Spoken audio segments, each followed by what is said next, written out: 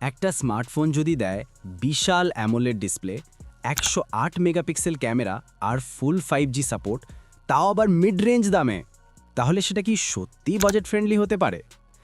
আসসালামু আলাইকুম take lovers.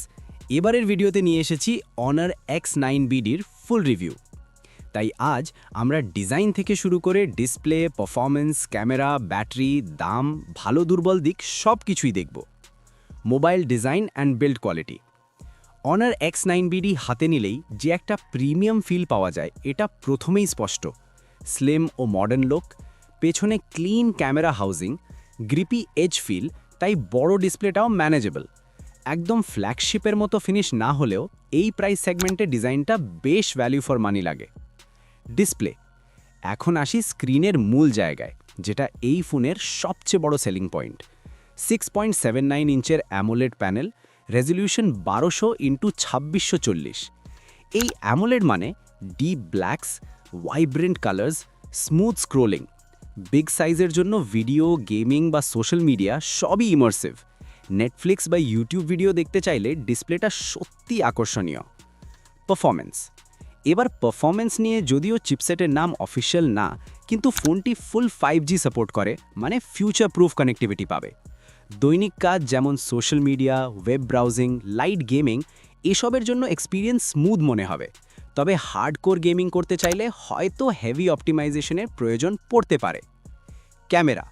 Rare camera setup, 108 megapixel main plus 5 megapixel ultra wide. এটা অঙ্কে দেখে মনে লাগে স্ট্রং ক্যামেরা কম্বো, বাস্তবে ডে লাইট ফটোজ ভালো ডিটেল দেয়, ultra wide shots group photo বা ল্যান্ডস্কেপে decent, portrait and macro shots acceptable level. Front camera 16 megapixel punch hole selfie camera. সেলফিতে কালার ব্যালেন্স ও এক্সপোজার জেনারেলি ব্যালেন্স থাকে আর social পোস্টিংয়ের জন্য যথেষ্ট।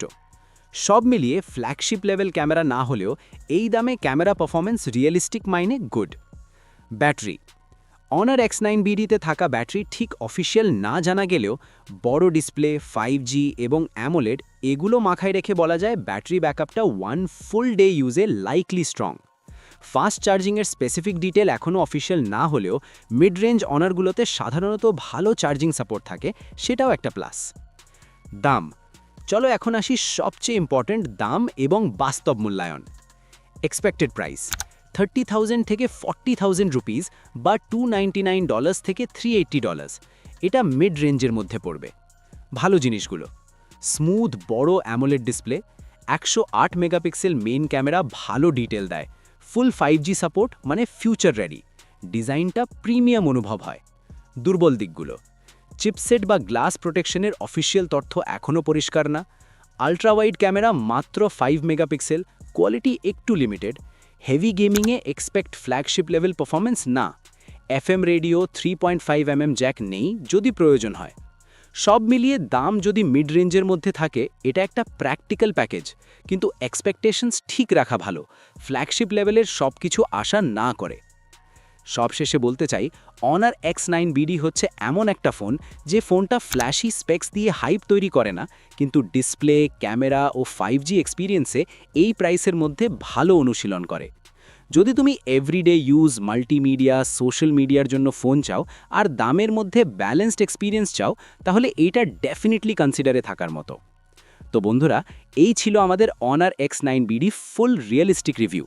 ভিডিওটা ভালো লাগলে লাইক দিতে ভুলো না, চ্যানেলটা সাবস্ক্রাইব করো আর কমেন্ট করে জানাও তুমি কি এই ফোনটা কিনবে, কেন বা কেন না।